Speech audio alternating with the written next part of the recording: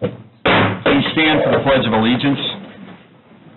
I pledge allegiance to the flag of the United States of America and to the republic for which it stands, one nation, under God, indivisible, with liberty and justice for all.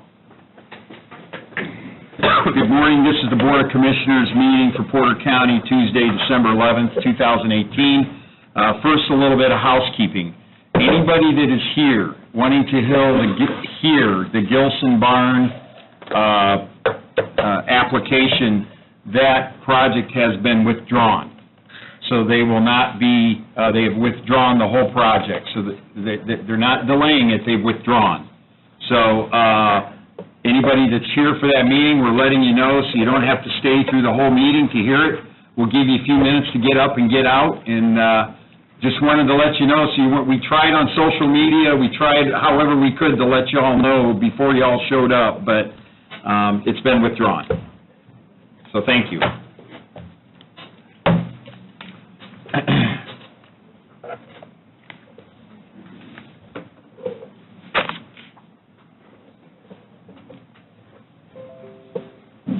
Did you get her fired up again? Yeah, I'm going to need your letters. Oh, my address is home at 3, exclamation point. Okay, so let's get off and rolling here. We got a pretty packed schedule today. We're going to move right into consent agenda. This is approval of minutes for October 30th, November 13th, and November 27th, 2018. We have approval of payroll for November 16th and November 30th, 2018. We have approval of claims for November 8th, November 15th, November 21st, November 29th, and December 6th of 2018. We are also approving the 2019 holiday schedule, and we have a resolution to schedule the regular commissioners' meetings to be held in 2019, and that is a consent agenda. I'll open the floor. No, it's not that's not everything, is it? I missed one. Oh, you missed that. We got Memorial Opera House. We have Kyle Liedke, Artistic Services Agreement, the Smithereens Enterprises, Inc., a concert agreement, and Brightside Music, LLC, venue rental agreement, all for the Memorial Opera House. Now we can move into the consent agenda and open the floor. Motion to approve. Second. We have a motion and a second for consent agenda. All those in favor signify by saying aye. Aye. Aye. Opposed, same sign. Motion carries. New business. We have a little bit of an announcement we would like to make. Commissioner Blaney would, please. Okay, I'm going to read an email that we received, the commissioners received this morning from Scott McDonald. Good morning, Commissioners. I'm currently working on end-of-the-year numbers, and I wanted to make sure to share with you. I'm pleasantly surprised by the amount of growth we're seeing, and I must say, so much of it is in large part due to your unwavering support of the Opera House. Season ticket sales have exploded. Year over year, we have more than doubled our revenue of ticket sales from 2013 to today. In 2013, we sold approximately 35,000 in season tickets.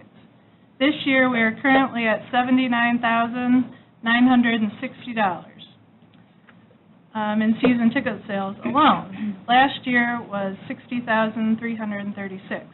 Our year-to-date ticket sales are currently at $323,769.30, with a projected end of year of $355,453.59 compared to last year of $301,664.30, and a 2013 end of year of $229,000. The Children's Theater limelight has also been a boon for our revenue. In 2015, we brought in exactly $0 in sales from the Children's Theater. In 2016, we saw a $2,500 stream. 2017, $5,700, and this year, $11,500, projected to end up being $14,300. And I'm rounding now since I was messing all that up. To say that I am proud of this program's growth is a major understatement. I can't begin to express how appreciative I am of all of your faith in me and the staff at the Opera House. We have many more exciting things in the works, and all I can say is thank you so much for letting me do what I really love to do. Sincerely, Scott McDonald. So we just wanted to say bravo. It's come a very long way. Yep. Great job, everyone out there. Okay,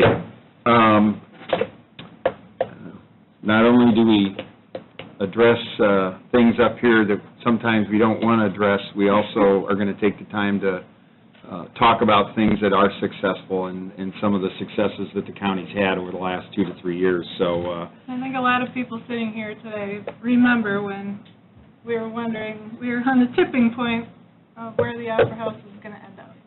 So. a lot of hard work. Yeah. So now we're going to move right into our agenda here for the commissioners. First, we have a presentation by Attorney Richard Shevitz of Cohen and Malad, LLP, regarding the agreement for professional services, the substantial damages which have occurred as a result of deceptive and unfair marketing and distribution of opioids in Porter County. So with that, sir, we'll let you come forward, and you can have the floor. Good morning. Good morning. Thank you very much. It is a pleasure to be here again. I'm Richard Shevitz. I'm a partner with the law firm of Cohen and Malad in Indianapolis, and we are pursuing claims on behalf of numerous counties in Indiana against the manufacturers and distributors of opioids to address the opioid crisis that is all too familiar to so many of our local communities, and I probably don't need to spend a great deal of time telling you about the problems they're suffering here in Porter County. Just to sort of very briefly kind of provide a summary of what that litigation is all about and the status of it. It's now basically well recognized, and I would like to say undisputed, that the opioid crisis that we're all experiencing lies at the feet of the manufacturers of opioids and the distributors of opioids over the course of the past few years. In a nutshell, some of the manufacturers of opioids were successful in essentially manipulating medical sciences as known to doctors by persuading the medical community that opioids should be prescribed much more broadly than they normally have been prescribed. If you go back 20 years or so, everyone recognized that opioids were only to be used for basically end-of-life care, terminal cancer patients, or for very limited acute post-surgery care to reduce pain. And as a result of some cynical manipulation of medical data, some of the leading manufacturers were able to persuade the medical community that opioids should be prescribed much more broadly. And as a result of that, opioid addiction has spread widely. And I had just, in the times I've been talking to counties about this, I happen to have had two of my own immediate family members go through some fairly routine surgeries and each get presented with, at the end of the surgery, a prescription for 30 opioid tablets. And I've now learned from being involved in this litigation that taking 30 opioid tablets as prescribed, depending on your own personal metabolism, can cause you to become an addict at the end of that prescription. And once that happens, you're going to be on the street looking for heroin. And only because I was so involved in this litigation, I have the good sense to say you get to take 2 of them, sweetheart, or honey, as the case may be, mother and daughter, and I'm taking the other 28 and dumping them back in the disposal of CVS because that's where they belong. Unfortunately, for many people who weren't aware of that and they would take these prescriptions, and there's public service ads running now that tell the story. As I said, they end up being addicted, and the result is all the criminality and unemployment that flows from that. So it begins with the manufacturers who are doing it to make money, and the distributors on the other side are just as culpable. They are the wholesalers that distribute these pharmaceuticals to local communities, and they are required by the DEA to submit what are called suspicious order reports to prevent the diversion of opioids for improper uses. And just again, in a nutshell, they were knowingly distributing far more opioids than could possibly be legitimately prescribed or needed, and not telling the DEA about it in a way that would have prevented it. Just to give you some local color on that, here in Porter County, according to the Indiana Department of Health Statistics, in 2012, there were 107 prescriptions for opioids for every 100 residents of the county. So you don't need to be a doctor or a public health official to recognize that something is amiss there, but that was what the manufacturer and distributing community were getting away with. So as a result of that, litigation has been brought by cities and counties throughout the country, as well, including many here in Indiana. And most of those cases have now been filed in federal court, and now just sort of let me segue into what's happening with litigation. And in the federal court system, there's a procedure for consolidating all the cases before one federal court, and that has now happened, and all those cases are now pending in federal district court in the Northern District of Ohio in Cleveland. which includes many of the cases we filed here in Indiana. And so the status of that litigation, just sort of in a quick nutshell, is that the judge who is overseeing that litigation has taken a sort of focused approach and said, what I want to do is put the cases that were originally filed in Ohio on behalf of communities there on a fast track. And those were actually set, as I sit here today, for trial in September of 2019, which seems highly ambitious, and I wouldn't be surprised that if those trials get pushed back. But it does show that the judge is trying to aggressively move those set of cases forward. The legal term they use is bellwether. It kind of comes from the idea of a shepherd. They use a bellwether trial to see what the outcome's going to be there, and then predict how the other cases are going to flow, and use that often as a settlement mechanism. So our cases that are filed on behalf of Indiana entities, and this would be true of a case brought on behalf of Porter County, will be filed in federal court, would then be automatically transferred to the federal district court in Cleveland, and would be essentially stayed there, put on hold, along with all the many other cases from cities and counties outside of Ohio that are now collected in that court but are on hold, and until further order of the court. So that's sort of the status, with one update since I spoke with your county attorney a while ago about this, and that is that all of the participants in litigation, even the counties whose cases are not moving forward in the court, are providing and receiving discovery. They're participating in the discovery process, which means we are receiving information as counsel for the Indiana communities as to the specific orders that were transmitted into their counties, which allow us to figure out which defendants are the right ones to be sued. And at the same time, each of our clients has to provide what is called a fact sheet, which for those of you who are lawyers is a simplified version of discovery. So instead of having to provide really sort of specific and detailed information, the court has told everyone that they need to provide sort of a summary of the damages on a county-by-county level. So we've been doing that for all the counties we represent. It's been going very smoothly, and we would work with you to do the same thing on behalf of Porter County. So that, in a nutshell, from someone who's often accused of speaking too quickly, is what's going on with litigation, and happy to answer any questions or provide any other information I can. Well, good luck to you. Thank you very much. I know we left an agreement for professional services here before, so we've got that, and if you have questions about it, I can address it, and otherwise, we would be honored to add Porter County to the list of Indiana counties we're representing. How does the whole process work again about filling out that form? Who identifies this and who fills this out? So other lawyers in my office will work, we'll probably start with your lawyer, okay, and then we'll probably say, listen, we need one county official, okay, that we can talk to about getting this information together. A lot of it's routine stuff, like just listing who the county officials were, for example, fire chiefs and that sort of thing, over a period of time. And then we do need to gather a little bit of data about some of the damages that have taken place in your county. And each county government's organized a little bit differently, so who the point person is can vary, but our experience has been much better than we thought it'd be, frankly, in terms of our ability to get the information from the counties and provide it to the court. So the time frame with that in this situation would be, basically, we would need to do that about within 100 days after filing the complaint. So we'd have some run-up time to talk to whoever's involved and make sure we're able to meet that deadline. But like I said, we've been able to meet it without any problem with all of our other clients. Well, unfortunately, I think we're going to have quite a bit of information Sure. to share with you in regard to the damages that has occurred in this county as a result of the opioid addiction. That's Unfortunately. Surprising, yeah. Where are we, what do we do right now? We need to approve the service agreement, which would allow us to, then they would file the complaint, and we would be part of the lawsuit at that point. Yeah. So today, we're just really voting on the professional service agreement.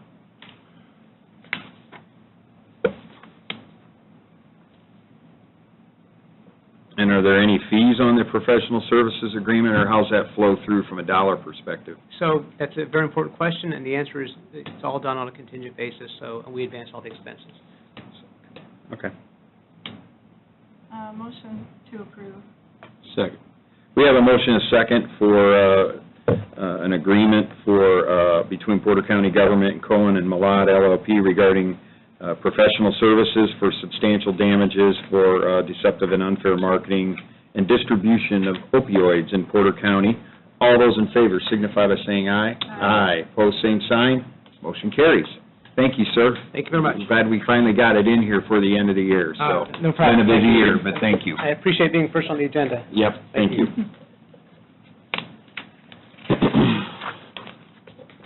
Next up, we have Shive Hatterley. This is an amendment to the Expo Center renovation contract that basically, Scott, why don't you give us what we're doing here, so it's clear. This is an update to the Expo Center agreement due to, because we had a master agreement that started with Expo with Shive and their design services that then got amended to add 157's build-out or planning, and then this is to add the 4D space, our emergency 4D space, and their design help on that. So that's why it's an Expo Center, started there, we added 157, and then we had to add the temp space for 4D. So that's what this contract is. Yep. Motion to approve. Second. We have a motion and second for an agreement amendment to the Expo Center renovation contract for the 4D temporary space. All those in favor signify by saying aye. Aye. Pose same sign. Motion carries. The next 14, the next ones, we got 14 of them we got to go through. Just bear with us. These are all payment applications for all of our construction projects. As I've told you before, and as we've spoke many times in here, we're not doing a typical GC deal here when we're building our buildings. We're getting down into the weeds, and we're approving every contract, every payment application will be run through this project. So the whole $30 million will be a lot of blocking and tackling, but we wanted the transparency, and we wanted to sort of see as we went through these projects how we fared. The first one is for Pangier Corp. This is payment application number 3. This is for general trades in the amount of $93,414.45 for the Expo Center renovation. The balance to finish, as noted on the screen, $644, $630.25. Open it up to the floor. Comments, questions, motions? Motion to approve. Second. We have a motion and second for Pangier Corp., payment application number 3. All those in favor signify by saying aye. Aye. Pose same sign. Motion carries. Next up, number 4, Pangier Corp., again, payment application number 3, and this is for metal studs, drywall, acoustics, in the amount of $31,969.40. And again, this is for the Expo Center renovation, and we have a balance to finish of $362,665.25. I'll open it up to the floor. Motion to approve. Second. We have a motion and second for Pangier Corp., payment application number 3, metal studs, drywall, and acoustics. All those in favor signify by saying aye. Aye. Pose same sign. Motion carries. Next one up is for Midwest Tile and Interiors, Inc., payment application number 1 in the amount of $44,507.50 for the Expo Center renovation, with a balance to finish of $278,130.50. Open it up to the floor. Motion to approve. Second. We have a motion and second for Midwest Tile Interiors, Inc., payment application number 1 for the Expo Center. All those in favor signify by saying aye. Aye. Aye. Pose same sign. Motion carries. For a little break in the action, we were out and visited the site last week. The Expo Center renovation is going along very well. I think everybody is going to be amazed at what we're going to end up with out there. It's really coming together very nicely, and I think a lot of people will be surprised. There's a little advertisement in there while we're trying to do business here. So it's sort of like Pandora, you know, you get 3 songs and then you get a marketing piece. So that's what we're going to do here today.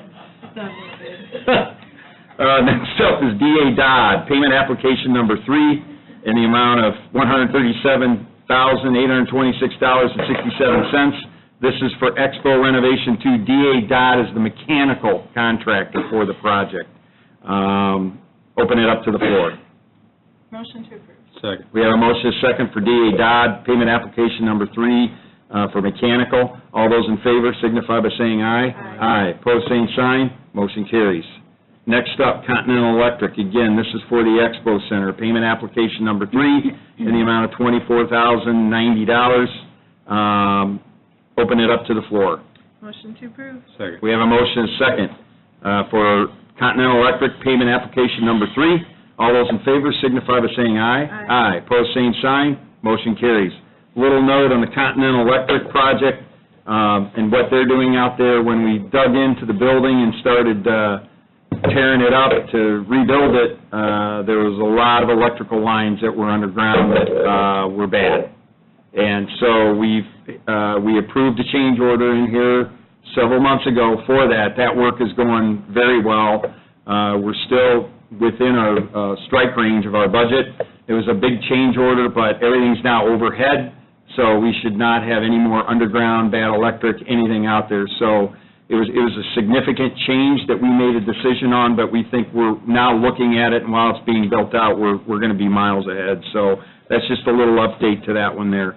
Gary Up Construction, this is payment application number 4, and now we're going to move to the Porter County Courthouse, the downtown courthouse, in the amount of $24,605, and this is for the restoration piece for the courthouse. Move to approve. Second. We have a motion, a second. Gary Up Construction, payment application number 4, general contractor for the Porter County Courthouse. All those in favor signify by saying aye. Aye. Pose same sign, motion carries. Next up, Gary Up Construction again, payment application number 4. This is for general trades in the amount of $363,836.70. Again, this is for the downtown courthouse. Motion to approve. Second. We have a motion, a second. Payment application number 4, general trades for Gary Up Construction. All of those in favor signify by saying aye. Aye. Pose same sign, motion carries. Number 10, Gary Up Construction. This is a change order. Number 1, we hate change orders. In the amount of $45,276, and this is for the courthouse renovation again. What was that change order for? Let me pull that up. I'm getting a little ahead of myself on my computer here.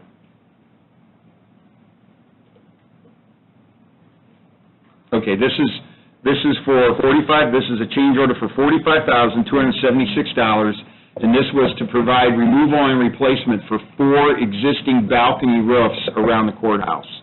So where the exterior courthouse has these roofs that penetrate out, once we got into the restoration work in the building and whatever, we saw that those roofs, although the middle of the roofs were in good shape, the edges around the edges where you have to adhere and sort of really nail down for leakage and drainage, they were pretty well shot. So we made the decision to put this up for a change order, and that's what that $45,000 is to the other commissioners. That's for those other roofs, not the main roof, but the other roofs. Motion to approve. Second. We have a motion, a second, for change order number 1 in the amount of $45,276 for the Porter County Courthouse roofs, balcony, and existing small roofs. All those in favor signify by saying aye. Aye. Pose same sign, motion carries. Gary Up Construction, change order number 2. This is toilet partition. Yep.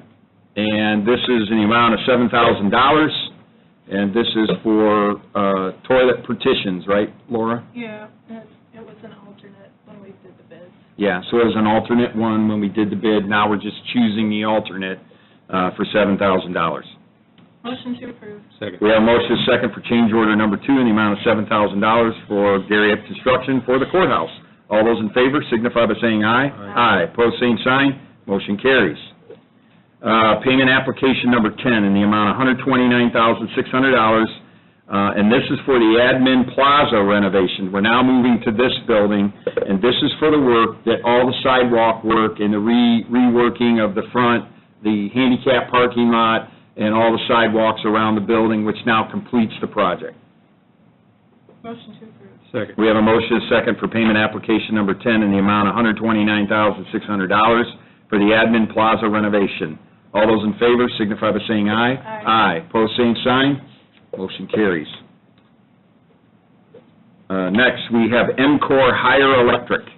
Payment application number 2 in the amount of $16,808.16, and this is for the restoration of the Porter County Courthouse, BP2. Motion to approve.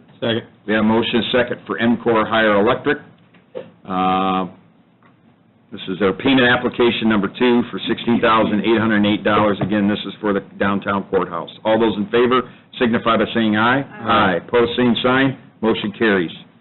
Number 14, higher electric again, change order number 1 in the amount of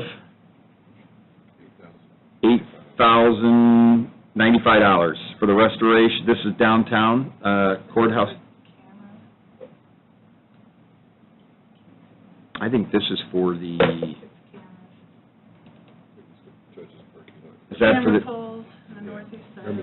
Yeah, so what we're doing here is where we now have the new entrance and everything on the front end of the building, or you can call it the back, but it's really the front. But we've added some pretty heavy-duty camera poles in that area that will show in the judge's parking lot. It will show where the prisoner transfer area is, and it's a pretty big pole that can catch that whole area. The pole also can come down, so they can change and service the camera, and then the pole can go back up.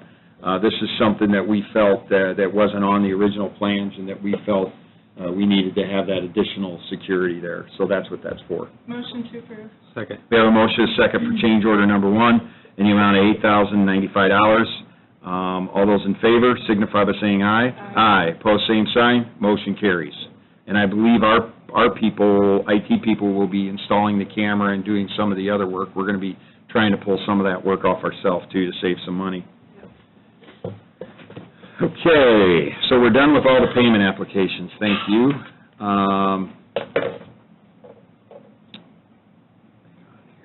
Now we're going to go into a resolution establishing the intent to conduct a commissioner sale to sell tax sale certificates for properties that are severely delinquent in payment of property taxes. Attorney McClure, you want to give us an update on that? Yes, the commissioners need to pass this resolution, just establishing the intent. It has the Exhibit A that has our current parcels that would fit this definition, and then this allows us to keep within our statutory guidelines and to keep moving this process forward as we've been attempting and have been having one of these yearly as we attempt to reduce the amount of parcels that are kind of dangling out there. Okay. Any comments or questions from the board? No, motion to approve. Second. We have a motion and a second for a resolution establishing the intent to conduct a commissioner's sale to sell tax sale certificates for properties that are severely delinquent in payment of property taxes. All those in favor signify by saying aye. Aye. Pose same sign, motion carries. Next up is Crossroads Bank, and this is a lease purchase agreement for Highway Department plow trucks. And if you remember at the last meeting, we approved the purchase of 3 new plow trucks that we would take 4 new plow trucks that we will take. I'm surprised the highway guys didn't jump out of their chair there. Shorted you a truck. And Scott, Attorney McClure, why don't you give us what this basically is? Yeah, we have a cash purchase price of $868,758.36 with our trade-in, which would come off that number, $105,000. So we have a total financed amount of $763,758.36. We're doing this now even though we're not going to take delivery of the trucks probably until the latter half of 2019 as they need to be built. But we are entering into this agreement to get our interest rate locked in at this time, which is at 3.45%. So we are moving forward with this to be able to lock in the financing, have the order completed, and try to save as much money as we possibly can. So at this time, that's what all of the paperwork for the lease purchase agreement. It also includes that the money is going to be delivered, and we're going to hold it in escrow, which will be interest-bearing because our first payment won't be due until we actually get delivery of the vehicles, which will be, again, in the latter half of 2019. So. Okay. Any questions of the board? No, motion to approve. Second. We have a motion and a second for Crossroads Bank, a lease purchase agreement for the Highway Department for snowplow trucks. All those in favor signify by saying aye. Aye. Pose same sign. Motion carries. And real quick, thanks for everything you and your guys are doing. I know you got an early start this year. It's been busy. It's pretty exciting so far. Yeah. roads have been good, though. Okay, next up, we have a couple MOUs coming up here. This is a social media, Kurt, come forward. I should have known this from this morning, right? I'm losing my mind, right? Morning, Kurt. Good morning. Just to cover what we covered in the last meeting, a couple of months ago, the commissioners approved a social media policy that sets rules regarding the management of county Facebook pages, including compliance with the Indiana Access to Public Records Act, the First Amendment, and we started to archive our social media accounts. That policy only covered the departments of county government that are under your control.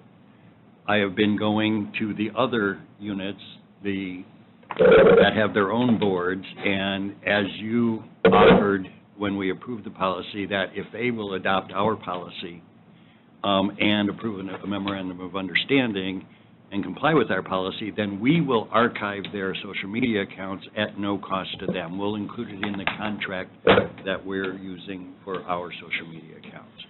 So these are MOUs with 3 departments that we worked through the process with, and they all have approved the memorandum of understanding and the social media policy. Okay. Attorney McClure said we could do the 3 together, so if we make the motion, it would be for the 3 different departments. Okay, I'll make the motion for the Board of Health, Recycling and Waste Reduction District, and the Stormwater Management Board. Second with this discussion. Yep, discussion. What's the cost to house that information? What's the projections?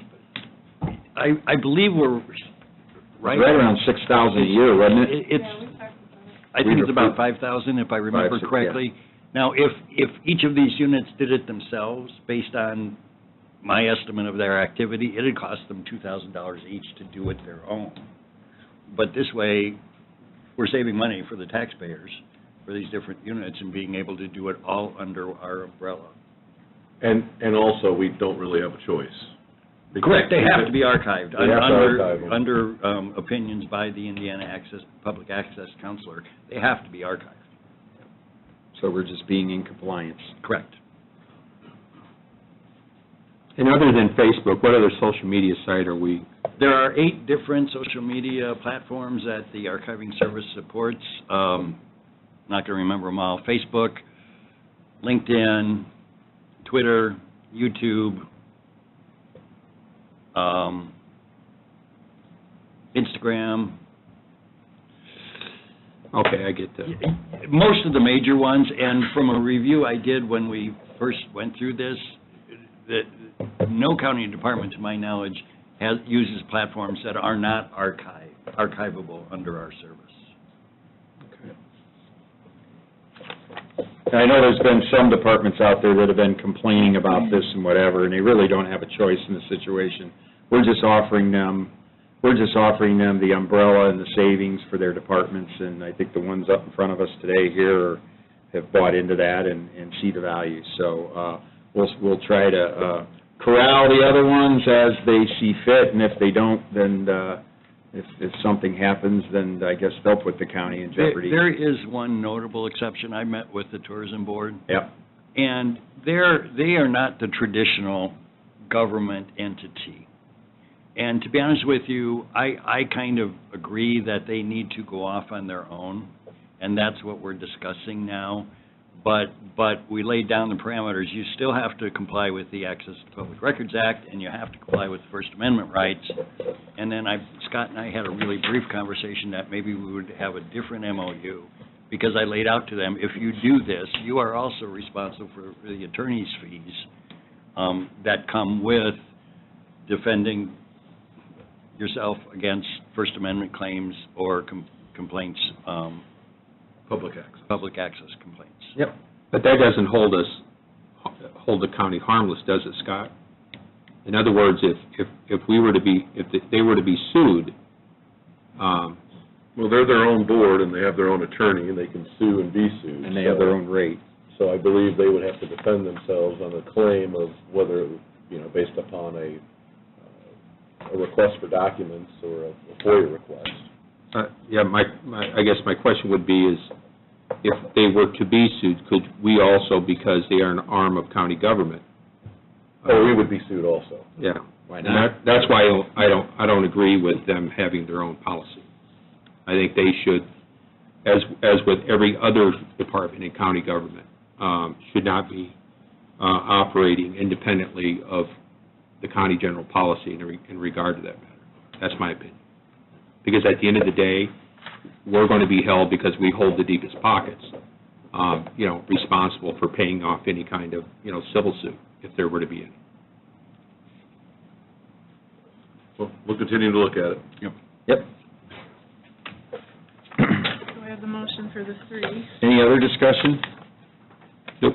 Okay. So with that, we can vote on all 3 of those together. Like I said, the motion needs to just outline the 3 different departments.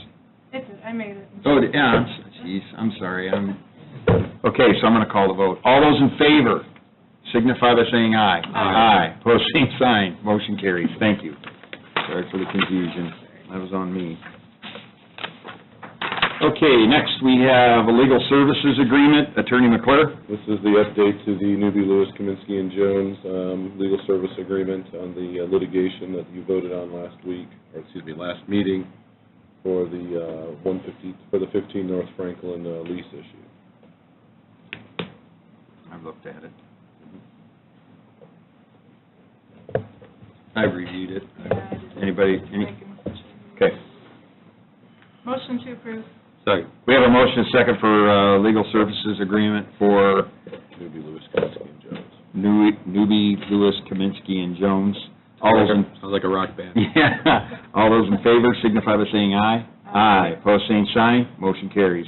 Next, we have an animal control and animal shelter service contract between Porter County government and the town of Couts. Motion to approve. Second with discussion. Discussion. Here recently, there has been some discussion evidently taken place, as commissioners know, by the town of Chesterton on, go ahead. I just heard that they passed it last night. Well, God bless them. Okay, never mind. I was wondering about that when I was driving in this morning. Not in time to get on our... Well, my only statement was, is I know that all 3 of us has had several conversations with town board members or the town manager, the town attorney. So what was initially stated by one of the town council members that there was no communication, there just simply wasn't the truth.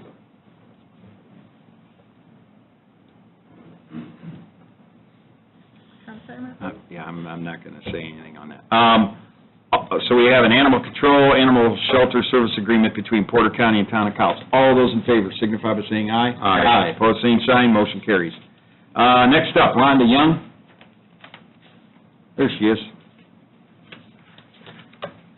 Was she going to talk about the contact? Okay. Morning, Rhonda.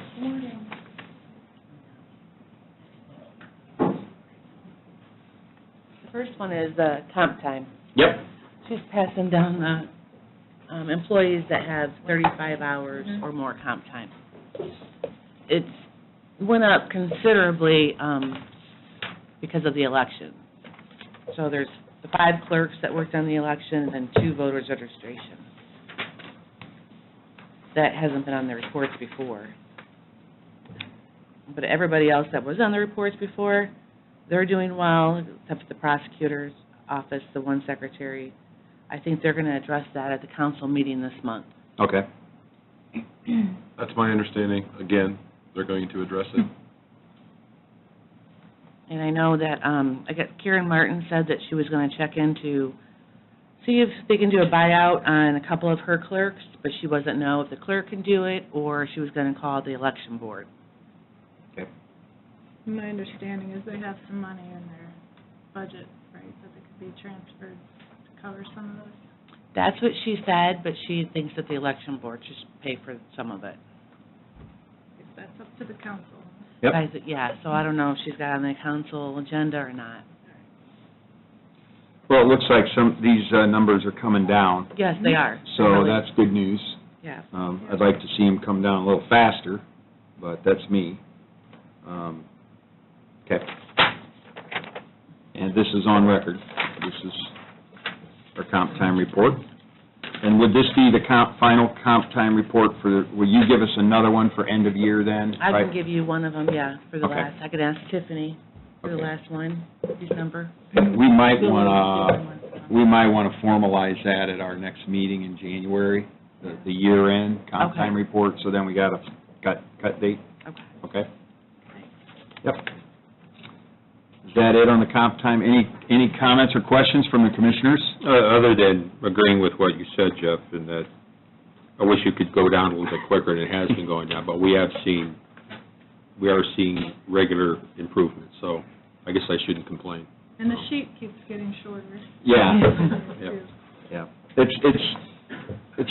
For where we were a year ago, it's good progress, so let's put it that way. Yeah, the But we- department heads, they've been really working. Yeah, still a little meat on the bone, though. Yep. So, all right, next on the list is the much-anticipated and much-awaited 2019 Employee Handbook revision and rollout. And so, Rhonda, why don't you take us into this? Well, we have, I have the handbook here that's been approved. You guys all have seen it. A lot of work. A lot of work. It was a lot of work. I've met with a couple of department heads, had their suggestions, the ones that have a lot of employees, and proofread suggestions, things that they run into that I don't know about.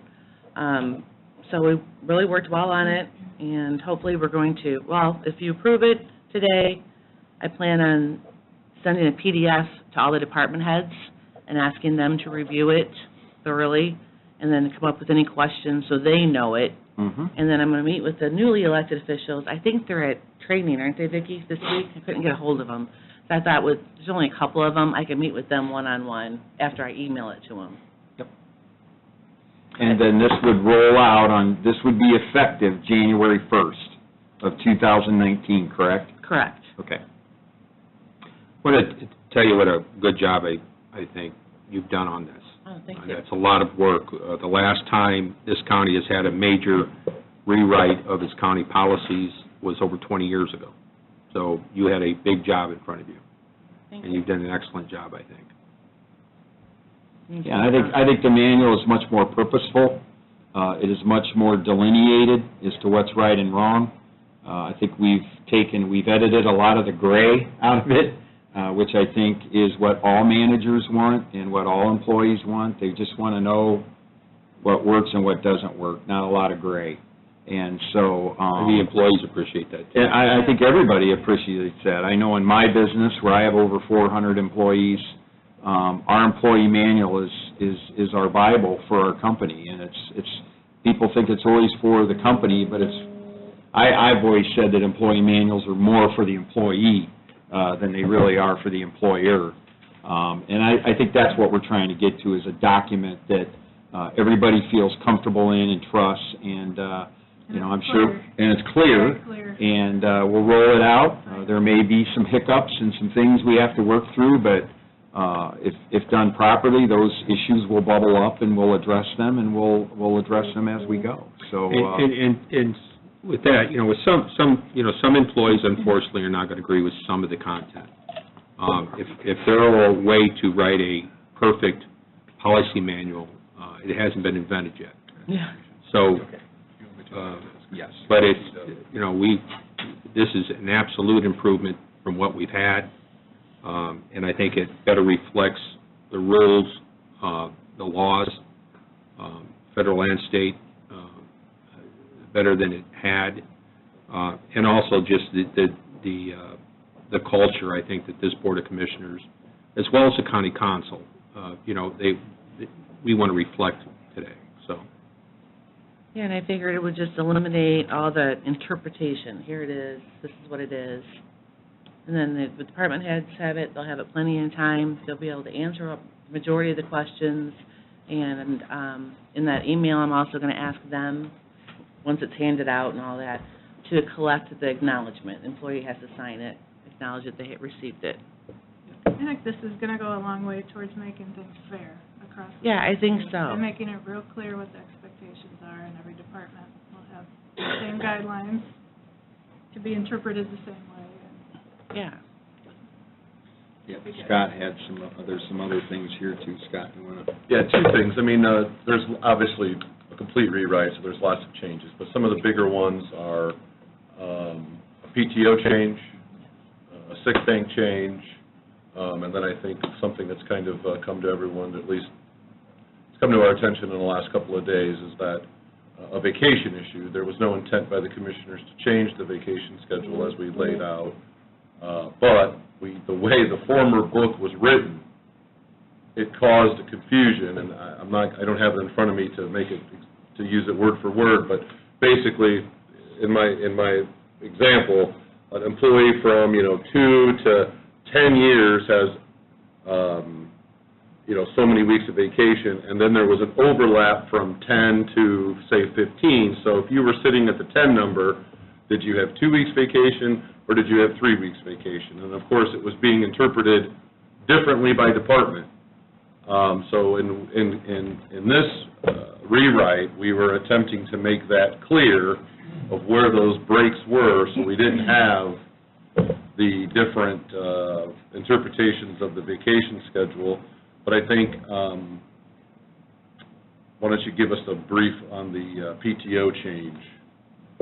Well, instead of vacation is still a vacation, but instead of sick days and personal days, which were 9 sick days and 3 personal days, now we have PTO time, which means, some people, you get 9 sick days. So a lot of times they're going to say they're sick and they're not, because they have so many of them. Now they have PTO time. They can say, I'm taking PTO time. I'm taking Tuesday 7 hours PTO time. They don't have to say what it's for. They don't have to lie. They can, another problem a lot of department heads and a lot of employees complain was, if I'm going to the dentist, some department heads, well, why can't you come here afterwards? Now they can take the 2 hours PTO or whatever it takes. And we also set that number at, Yeah. we also set that number at 9, whereas before that, it had been set at 11, the total number of... No, sick days were not, what? How many sick days? 9 sick days, 3 personal days. So we were at 12 total, 12 total. and now we are at 10 total PTO. Yes. 70, yeah, 70 hours. Correct.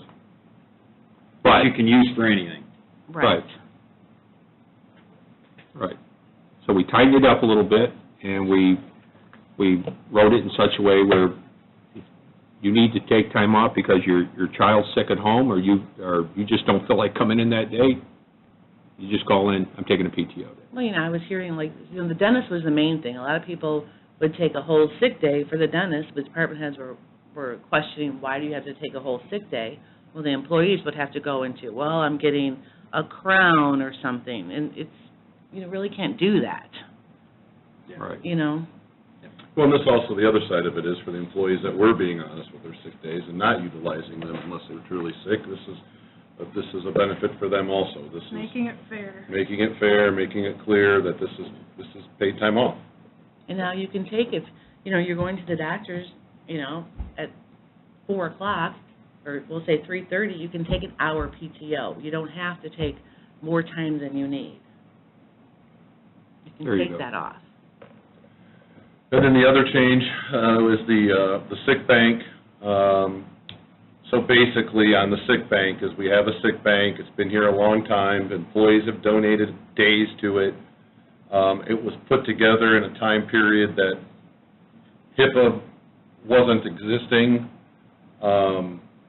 Because of HIPAA and county government, just its makeup, it is exceedingly difficult to be able to deal with the employee sick bank in a way that doesn't violate many different sections of HIPAA or other laws, et cetera.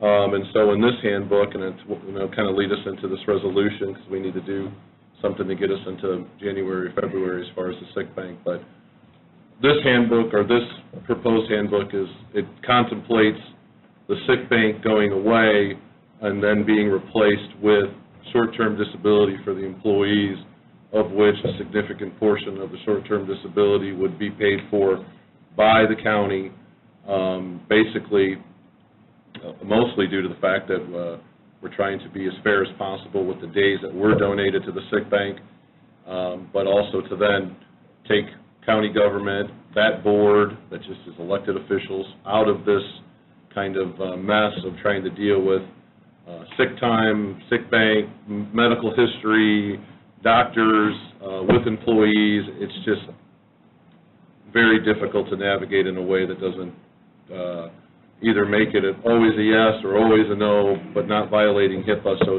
I think this puts it very much more in a relationship that everybody understands. Do you meet the qualifications? Does your doctor say you meet the qualifications? Has that paperwork been sent into the proper authority? You qualify, you don't qualify, and then that kind of takes some of, or actually all of the internal problems that are sitting out there with that sick bank out of that. So that was the other, probably the biggest change for the employees, which I think at the end of the day is probably a much better scenario for the employees at that point. Again, they're dealing with their doctor, they're dealing with the insurance company. You qualify, you don't qualify, your department head and or elected official who's in charge of your department really isn't, there's no requirements for them to be doing anything. Things don't need to be sent around to a committee, so I think that's probably a very big change, but I think a very good change, which leads us to a resolution. Because we're not going to get the short-term disability approved contractually until probably January of 2019, what we're going to do, and this is the resolution that the commissioners have in front of them, and I believe Rhonda has also, it's basically that until the short-term disability is approved and then open enrollment has been completed and the coverage is in full force and effect, the sick bank will remain as is moving forward until such time as that occurs. And then because of the impending change, we're not going to have employees donate any more additional days to the sick bank as we are anticipating its demise here pretty quickly. So this just basically freezes it for the end of the year here until we can come out. And I think we've been working with GIS, right, on Yes. getting some quotes for the short-term disability. I think the employees are going to be very pleased with that.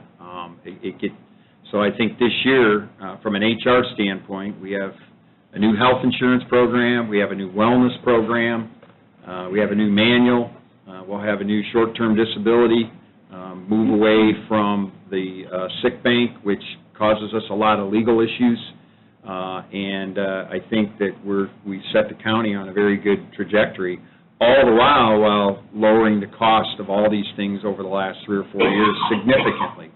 So we're getting a lot more robust benefits and things for our employees, and it's costing us less. So that's a win-win, I think, for all of us here in the county. So we're pretty proud of that, and it's been a lot of work. I don't know if any of you have ever been involved in rewriting an employee manual, but it's a dry job. It's a tough one. So a lot of words. So A lot of meetings. a lot of meetings. Yeah. Rhonda loves calling us to get those going. Yeah. I'd also like to point out that I think with all this clarification and cleaning up a lot of these different things that we're going to be doing, I think it will also assist the auditor's office and Vicki and what they're doing, because I think it'll take a lot of the gray out of some of these things, which sometimes they have to ask a question and it holds up the run, it holds up this, it holds up that, and we're just hoping that from a clerical standpoint, that these things can happen a little bit smoother and a little more automatic. You're still going to have your issues from time to time, but we hope that saves them a little bit of time and confusion over there and investigating work and a lot of chasing. We're hoping that will help that department out and that. Well, the elected officials in general, I mean, as we know, we have a revolving door of elected officials, and they need to understand what policy is. If you don't understand the county policy, you can't manage your department correctly or properly. So this is really going to help them as well. Yeah, help everybody. Good. Any other comments or questions from the board? So we have a resolution and we have a new manual. I guess I'll put the new manual up on the board here to do with what they wish with it. Motion to approve the new employee manual. Second. We have a motion and second for the new 2019 Employee Handbook revision rollout, the effective date of January 1, 2019. All of those in favor signify by saying aye. Aye. Opposed, same sign. Motion carries. Next up is the resolution. Do we need to read this resolution? No. It's a resolution for Porter County Commissioners concerning sick bank policy, I'm just going to go ahead and read it, so we get in it. I can read it. Can you please? Yeah. I'd rather read it into the minutes. Yes, whereas the Porter County Commissioners approved the new employee handbook on December 11th, 2018, whereas the employee handbook has an effective date of January 1st, 2019, the employee handbook contemplates short-term disability insurance being offered to full-time county employees. Short-term disability insurance will not be approved until January 2019, with open enrollment to follow. Now therefore be it further resolved that until such time that a short-term disability provider is approved and coverage becomes effective for the employees, Porter County's current sick bank policy shall remain in full force and effect. Further, due to the impending change, employees shall not be able to donate any additional days to the sick bank. Okay, so there it is. So we'll open it up to the floor. Motion to approve. Second. We have a motion and a second. I would like to also point out, Scott, that after January, when we roll in the new disability program, there are some county employees that have elected through AFLAC, through the county, to take on short-term disability on their own. They're paying for that themselves. That's something that they chose to do themselves. If you're an employee and you've done that, you'll be able to get rid of that account and then come in under the new account. Is that correct? That's correct. And I just wanted to get that out there, too, because we didn't talk about that. So I just wanted to make a note of that. Yep. Okay, so with that said, any other discussion? We have a motion and a second. All those in favor of approving the resolution concerning sick bank policy for the Porter County Board of Commissioners, all in favor signify by saying aye. Aye. Pose same sign. Motion carries. Thank you. Thanks, Rhonda. You're welcome. Good job. Thank you. Sheriff Dave Reynolds. We have an agreement between the Porter County Sheriff's Office as fiduciary agent for Indiana High Intensity Drug Trafficking Area and Colleen Doherty, Intelligence Analyst. Good morning, Sheriff. Morning. What you got? Got an agreement, huh? An agreement with HIDA, as you said, the High Intensity Drug Trafficking Area. I think this is our second year we've had with her. We've expanded her pay. They've assumed most of it. I am, just for your information, going to try to approach the council to try to make this person a full-time county employee, but that's, just to let you know. But right now, this will get me to the point of, if the council approves it, fine. If not, then at least she's got a contract with HIDA. For the next year, for 19? Right. Okay. Any other comments or questions of the Sheriff? Motion to approve. Second. We have a motion and a second for an agreement between the Porter County Board of Commissioners and the Board of Commissioners of I'm reading the wrong thing. An agreement between Porter County Sheriff's Office as fiduciary agent for the Indiana High Intensity Drug Trafficking Area and Colleen Doherty, Intelligent and Analyst. All those in favor signify by saying aye. Aye. Pose same sign. Motion carries. And then we have a second amendment to the Master Services Agreement with Telmate, and I believe that's the video conferencing equipment that's in the jail? Phone system, all the electronic system that we contracted out with them. Okay. This is basically an extension of the contract that would run it to 2022, I think. Yep, it's all in good form. All in good form. Motion to approve. Second. We have a motion and a second for the second amendment to the Master Services Agreement between Telmate and Porter County Sheriff's Office. All those in favor signify by saying aye. Aye. Pose same sign. Motion carries. All right, thank you. Thanks, Sheriff. Signed, you want me to just give it to you? Give it to Melanie. All right. She's the signature keeper. Sure. Thank you. Thank you, Sheriff. Allison Cox, JDC, Juvenile Detention Center. Good morning. It is still morning, yeah, it's still morning. It's still morning. How are you today? I'm good. How are you guys? Good. Looks like you got a couple agreements. I do. These are the same agreements we've had with Newton and Jasper County for several years now. The Newton County contract will be for 100 bed days to hold their kids at $140 a day. We increased that amount, I believe, a year ago. Last year, I I think believe. it was last year, because we used to ask for about 110 a day, so we raised it. So that, for Newton County, about $14,000, and then for Jasper County, it'd be about 250 bed days, again, at $140 a day, for about $35,000. They use their beds. As of today, Jasper County has used 208 bed days, and Newton has used 94. I have a Jasper County kid right now, so they'll use pretty close to their amount, so. But no changes in these agreements. Can I put them both together? You can. Oh, we can, okay. Motion to approve the agreements between Porter County and Newton County, and Porter County and Jasper County for the housing of children ordered detained. Second. We have a motion and second for the agreement between the commissioners and the commissioners of Newton County and Jasper County for housing of children ordered detained on a secure basis. All those in favor signify by saying aye. Aye. Pose same sign. Motion carries. Thank you. Can I really quick just thank you all for this, just this last year in regards to a lot of the improvements at our building. It's been amazing, and your guys' support in regards to everything. I don't get to thank you guys enough for that, because there was a lot of stuff that needed to happen at the juvenile center, and it's happened. Yeah. So I just wanted to thank you guys for that. Thank you, Allison. Have a great holiday. You too. Yep. EMA, Mike Brickner.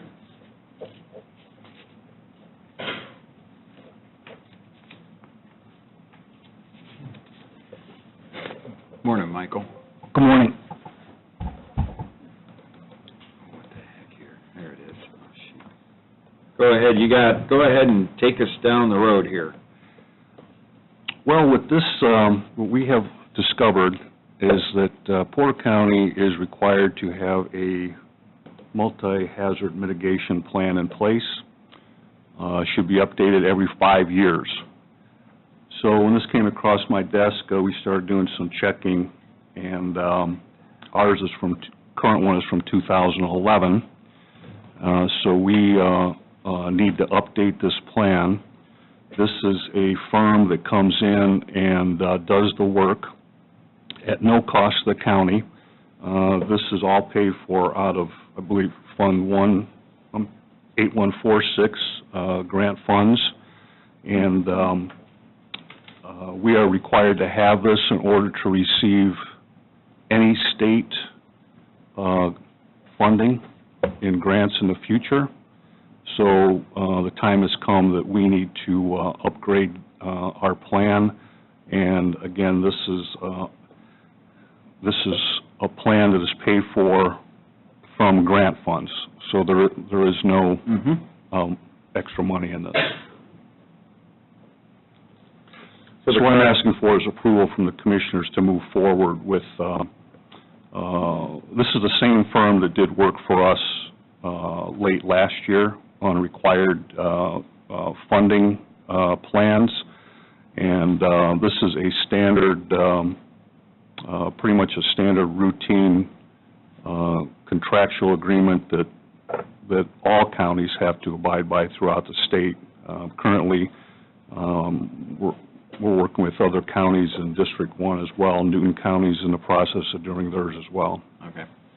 This is Christopher Burke Engineering, LLC. The total contract amount is $16,700 from the grant fund. Okay.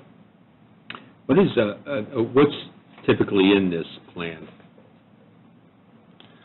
Well, it's a lot of work, a lot of required meetings, oversight, and that's why it's outsourced.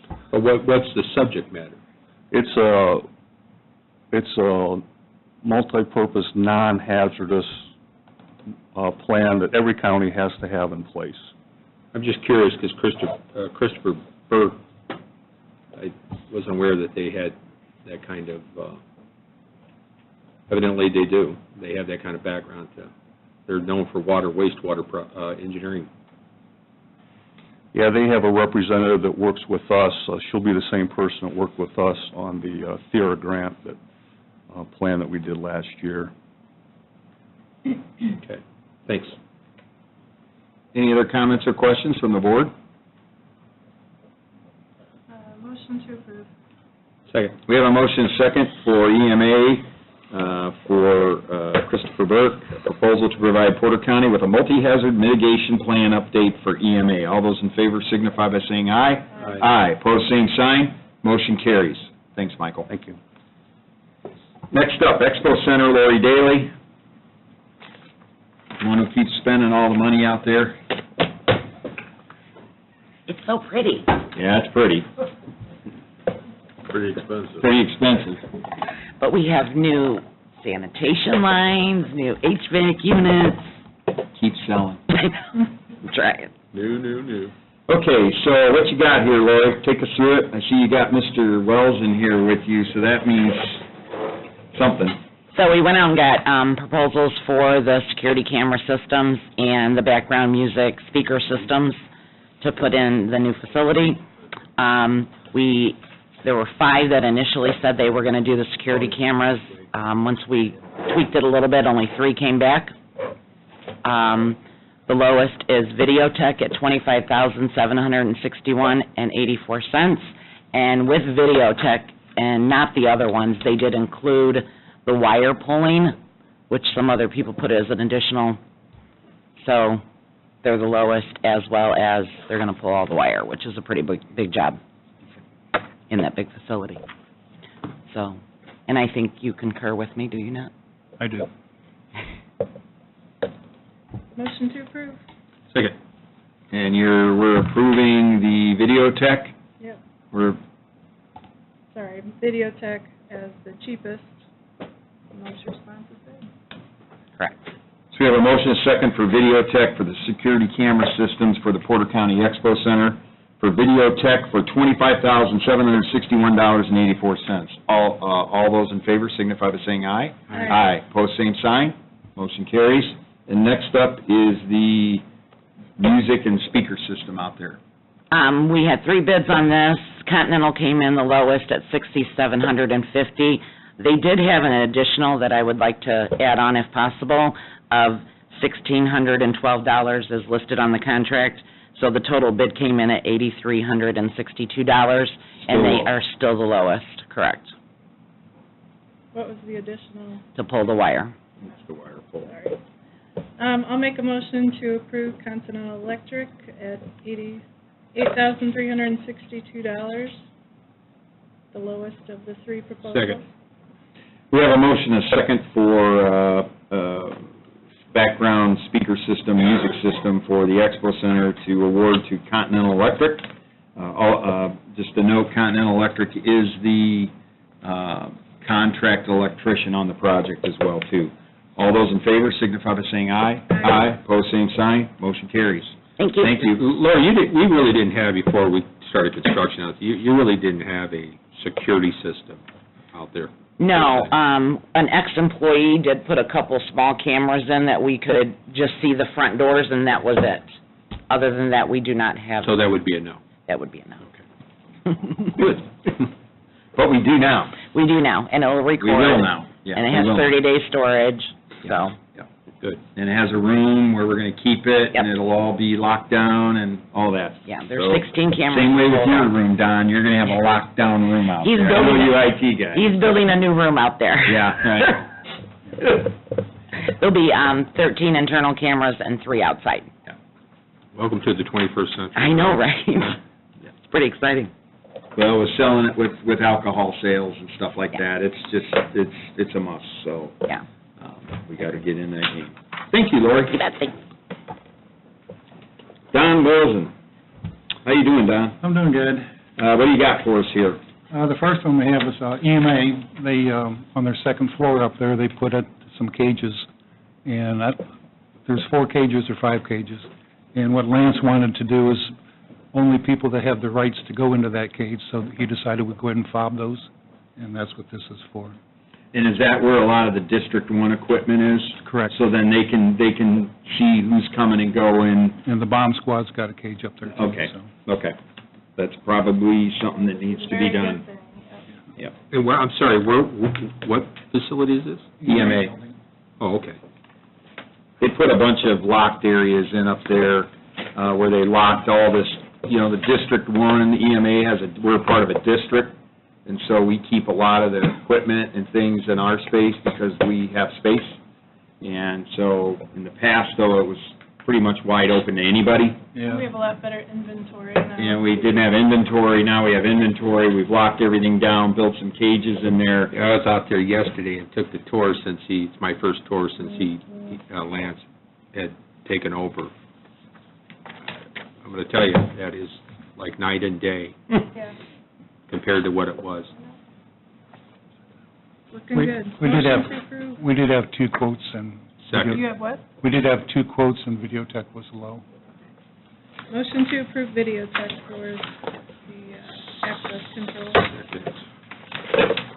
We have a motion and a second for Videotech access control on 4 gates, the second floor, and we also have 1 master unlock reader in the network room for Porter County EMA in the amount of $9,303. All those in favor signify by saying aye. Aye. Aye, pose same sign, motion carries. Next on, NITCO.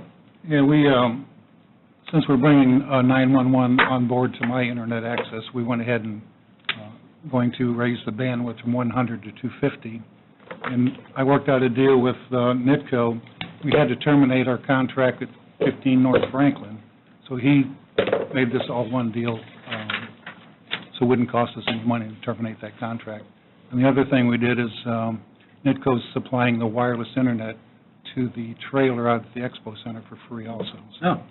that's what, we've worked out all this with this agreement. So. Yeah, and for the benefit of the public, increasing the bandwidth does what for us? Well, that's like if you had a 2-lane highway, we're increasing it to 4 lanes. So we can bring in more information and let out more information. Correct. Yeah, and with 911, we're going to need redundancy and all kinds of things there, so we're just getting, just real quick, did we get an install date from NITCO yet on 157?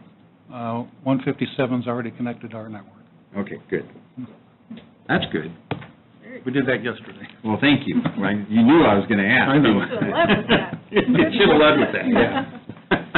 Thanks, Motion Don. to approve. Oh, we have a second. We have a motion and a second for NITCO, a commercial service agreement to increase the bandwidth in the amount of $690 a month. All in favor signify by saying aye. Aye. Pose same sign, motion carries. Thanks, Don. Have a good holiday. Next up, we got Development and Stormwater Management, Bob Thompson. Morning, Bob. Morning.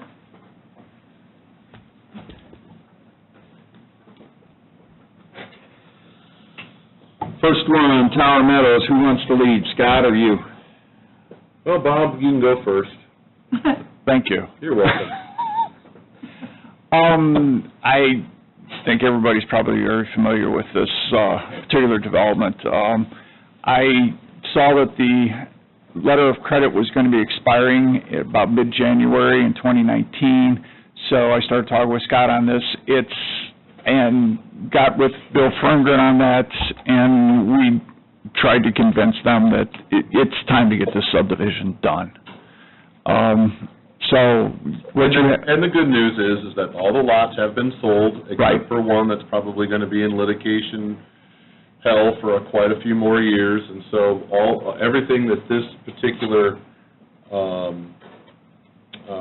current owners could do, they've done. They've sold, I believe, to Altoff has bought all of the lots, and then the most important part is that the remaining public improvements to be done will be completed in this agreement by May 31st, 2019. Correct. We've been after them to get a schedule for completion of this subdivision for better than a year. So we've have it in that sense that they're going to have everything done by May 31st. And as part of this, they're also going to replace their letter of credit with us, so that if they don't perform, we can call that, and that's the best we can get out of this situation at the time. It protects the current homeowners out in the subdivision, it protects the county from paying for the public improvements, and it gives us a drop-dead date of getting those improvements in, and I think May of 31st of 2019 is about as quick as they can get it done, and I would recommend that we approve it. Any comments or questions from the board? I'm sure the homeowners out there are looking forward to seeing this get wrapped up. Motion to approve. Second. We have a motion second for a written commitment for Buds Plus LLC for a revocable standby letter of credit issued by BMO Harris Bank. All those in favor signify by saying aye. Aye. Pose same sign. Motion carries. Next up, Bridge 150. Yes, Bridge 150, this is Mineral Springs Road over Little Calumet River. This is consultant agreement for the engineering design for the bridge replacement there at this location. The engineer is SEH of Indiana, and this is scheduled to be let for construction, if I remember correctly, around January of 2022. This is year 2020, so this is out there. Yes. However, with significant floodplains and environmental features in this area, it's going to take time to get through the environmental documents, I'm sure. Because of the little cow. Right. Yep. Motion to approve.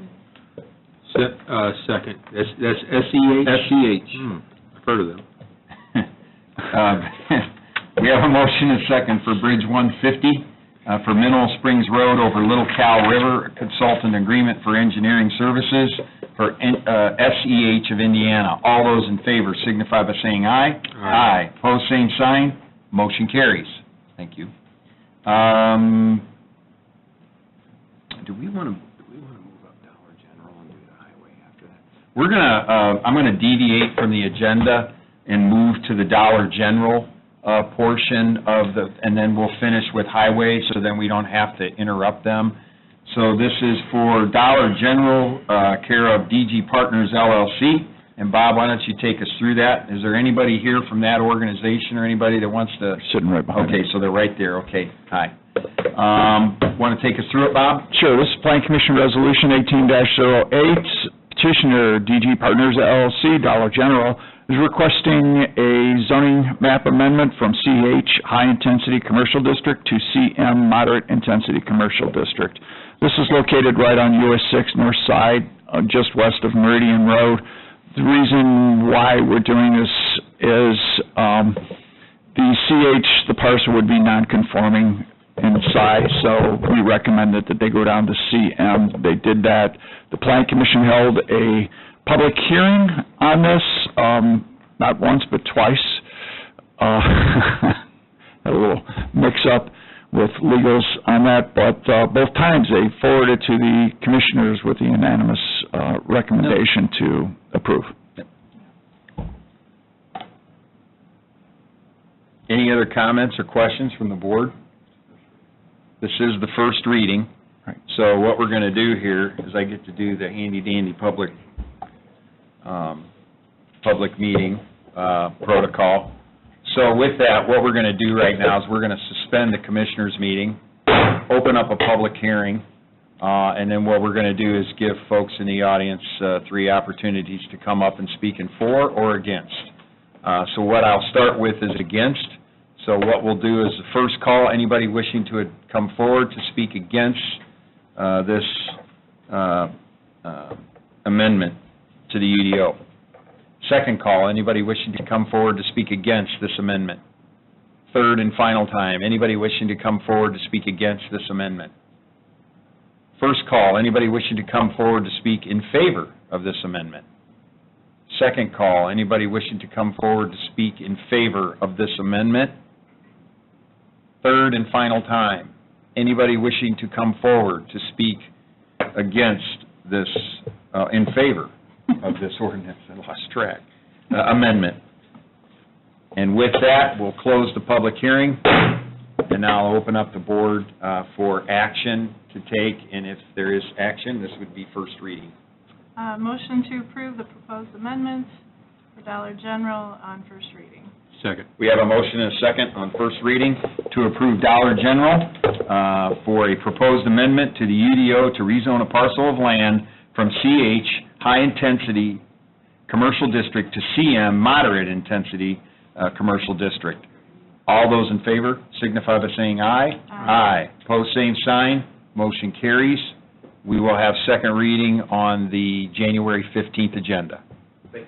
Welcome to Porter County. I don't want to get ahead of myself, but I think you sound like you have a good... Wish I owned stock with you guys. You're everywhere.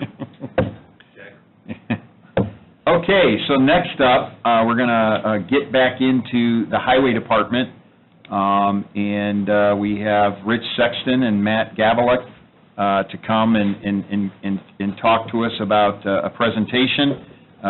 Before you guys give the presentation, could you maybe help us make the announcement on the Community Crossings Grant? Because we wanted, yeah, I knew they were going to look to Bob for that. But no, we just wanted to make an announcement because it was a big day for the Highway Department and the Planning Commission and everybody that's working behind that wall. This is a big deal. So go ahead. We've received over $817,000 in community crossings. This is a 50-50 match on that. And matter of fact, we have the INDOT LPA agreements here for signatures on that. And please sign in blue ink. It's a requirement. Yeah. But we put in this, Rich Sexton and I were working on a number of these items. It's roads that have been paved that we put in. This is the last year that we're able to go back and use the annual bid process on this and do work, I guess, basically, in short, saying in arrears. So we did that. We put in probably 27 roads that were paved and one bridge. We put in 10 roads per project, so basically we had 4 contracts or 4 projects that we put in for the applications, and we did receive all of the money for all the applications that we put in. So, quite exciting. Great work. Yep, fantastic. Awesome. And how will it work moving forward? Moving forward, we've already been sitting down with this, and this is part of the presentation you're going to see here, is the selections of the roads and everything like that. We're going to have to actually put out specification packets and bid packets for every single road that we want to put in. If we want to do paving, we can no longer use the annual bids. I mean, we can have the annual bid to do other projects and smaller projects that you may wish to do and everything like that, but these big projects, if we want to submit anything into community crossings, we have to develop a bid packet and bid every single project out separately. That's probably not a bad thing. INDOT stated that State's Attorney General and the State Board of Accounts was nervous about using annual bids and practices, and they wanted to change it, so we are. Good. Well, congratulations, guys. Congratulations to the county, too, because that's a lot of money coming back. And I'm sure we can... Got a lot of We roads. got 816 miles of road, so we'll find something to go out and pave, I'm sure. We're going to figure out how to use it, that's for sure. Yep. Oh, there's 92 counties in the state, not every county got money. No. Yep. So. Yeah, and what we're going to share with you today is going to help position us to be at the forefront of future grant money as well. So what we're here to present to you on is, since I've joined the county, I've met with Rich and Jim to understand their practices, their concerns, help formulate a path forward. So I wanted to share that with you. We're going to maintain the same budget, so this is just optimizing the budget that we currently have. Really it functions, asset management is basically, it works on the premise of, an ounce of preservation is worth a pound of cure. And so the same goes true with our roads. So, our main objectives really are to improve the safety and condition of roads, to optimize our budget, and improve our department operations. And I'm going to go kind of quick, so stop me if you have any questions, because you guys have a long morning. What we're doing, basically the strategy is we're going to apply the right fix at the right time to the right asset. So I'll explain what that means. So the right time,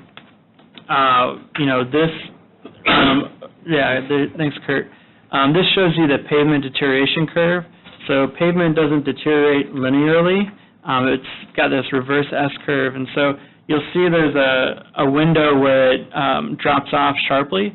We want to stop our pavement from getting to that window. And so on the next slide, you can see what you do is you apply some preventative maintenance up at the top, which is counterintuitive. You think a good road doesn't need maintenance, but actually when you can preserve it at the top, then it'll prevent it from doing that sharp decrease. And then you can see roads that are in the poor condition, they stay poor for quite some time. And so what we want to do is we're not going to neglect the poor. We're going to do, good roads are maintained, fair roads are preserved, and the poor roads will be rehabbed. What's great is, you guys have proactively already got the zipper, purchased the zipper. That's going to help us take a lot of those poor roads and rehabilitate them in a very cost-efficient method. So we're going to be able to kind of bring up the tail and then protect the head as well. So, right asset, what we want to do is we want to optimize our impact for our residents. So, the higher functional classification, that's what impacts most of the drivers in our county. We want to prioritize those. We want to increase our all-weather roads. That's something that these guys have said is a need. And then also, district-specific needs need to be under consideration. The third district has a lot less traffic volume than the first district, but we can't use those same metrics to evaluate each other. They need to be understood that they're different animals. And so what we're going to do is, we're proposing to do, I should say, is look at some software for next year. A lot of the counties in northern and northwest Indiana use this. It's a software that Michigan has developed, and all of their LPAs use this. So it's been tested quite a bit. And what it does is it helps us inventory our roads and also all of our assets within the roadway. So it'll take pavement, it'll take guardrail, pavement markings. We'll be able to inventory those, keep up on those. Signs, driveways, culverts, etc. And with that info, what we can do is we can develop strategies for how to maintain this. And what I'm really excited about is forecasting, too, for the future. So we can take a certain strategy, and I think on the next 2 pages, Kurt, if you could go there, we'll be able to see, and the next one, Kurt, thanks. You'll be able to see where our strategies are going. We'll be able to forecast that, and then, we can present to you, the commissioners, a certain strategy that you guys can approve, and we'll be able to see long-term how it performs. But what we're also looking to do is keep this updated and tweak it as it goes along. So, we'll obviously start off with a forecast, but we want to update that, maintain it, see if we need to tweak it. There's some neat little technical things you can do in it to tweak it to our county-specific needs.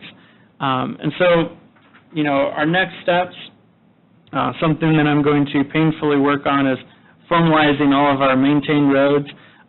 We're going to make sure that gets into a RoadSoft network. And then we're going to start off with just the pavements aspect of this, but then in future years we want to expand it to guardrail, signage, all the other assets, pavement markings, but we're going to start with pavement, so we want to, walk before we run, so to speak, on this. And then from that, come up with some strategies that we'll present to you for review, and then once you approve a strategy, then we can implement it with the Highway Department. So, overall, we're seeking to, better optimize our roadway budget and our preservation strategies. So, do you have any questions or comments? Yeah, Matt, how is this going to interface with Payzer? It runs on Payzer, so that's Oh, the so this basis is of the data. So Yep, this is okay. absolutely. So it's sort of like the report writer then, It's of Phaser? Yeah, what it does is it helps you collect the Payzer data in the field, so it'll help us do that a lot more efficiently. We won't have to hire that out. I'll do that every year. I'll drive all the roads. We'll collect all the data, then it helps us analyze the Payzer data, and then it also helps us apply it appropriately. And that's one of the missing pieces a lot of counties don't get, is that application, but this will help with that, the follow-through on it, so. Sounds like for the community crossings grant too, this will help since we have to do. Absolutely. It's all future part of now. the submission, Yeah, so they want to see every 5 years an asset management plan. We'll be able to do this in-house, and I'll be maintaining this constantly, so we'll have better than 5 years. Essentially what this program is, I mean, we have an Excel spreadsheet right now with all of the information on the roads. This is going to actually, the university's going to put this inside the program for us, so we can easily access it and do our analysis for us. Another good thing is this helps us move forward, like with our, I talked to you guys before about the preservation, like when we're gonna, we can finally get a plan together of when we're gonna come back to your road. So you're not gonna be sitting there in the dark and we're like, okay, well, we're coming back to it eventually. This will help put that in motion and everything, and I mean, the whole thing's pretty exciting for us too. I mean, there's some fee to it, but for one guy to go out and Phaser the whole road instead of 4 people plus a consultant, I mean, I think it's going to pay for itself the first time we use it, Yep. first time we send this thing out of the gate. Well, I think the hiring of Matt's position, Phaser, everything that we've been trying to move towards is we're trying to be more data-centric when we're making these decisions on spending this money. Yeah. And I think this looks to me like this is probably the missing piece that we need for Yep, that. it is. And I applaud the efforts, and a lot of good things happening over there right now. You can see it, you can feel it, and it's. We're all looking forward to next season, Yeah, that's for I know. sure. I We want to am get through too. this Get fun that light stuff, grinder and, going. get everything going. But yeah, we all sat down, and with Matt, Jim, all the foremen, we've all sat down and expressed to him his concerns, and this is pretty much what he's come up with for helping us get going in the right direction, and next year, it's going to take some time, but eventually one day we'll be able to present you with a long-term plan for Porter County roads, so. Well, our goal, like we've tried to do up here, like I said, since I know I've been up here, is we're trying to move away from what roads get paved by politics versus data-centric driven, and I think that's, we're trying to move to that, and it's more transparent, it's data-driven, More cost and effective. take the egos out of it, and let's get the fix where the need is, and go from there. So I can't say enough. This is definitely the direction that we wanted to move in. So I'll make the motion to approve the software contract. Second. We have a motion and a second for what was the name of that? RoadSoft, yep. RoadSoft software. That would be paid out of the highway, is that out of highway department? What do we have to do anything, or they? Yeah, well, We can change that. We can take it out of stormwater if you want. We can't take it out of stormwater, so why are we even talking about it, even if we wanted to? We'll figure it out, it'll come out of the road. All right, I just want to have the discussion. We'll find the money. We won't talk about how bridges, but. Yeah, the bridge, we won't go there. As long as you don't send us a melody, we're good. Yeah, just don't Okay. send us a melody. That mean that'd come out of our budget. So we have a motion and a second. All those in favor signify by saying aye. Aye. Pose same sign, motion carries. Thank you. Thank Thank you. you, gentlemen, great Thank job. you very much. Yeah, ooh. Did he?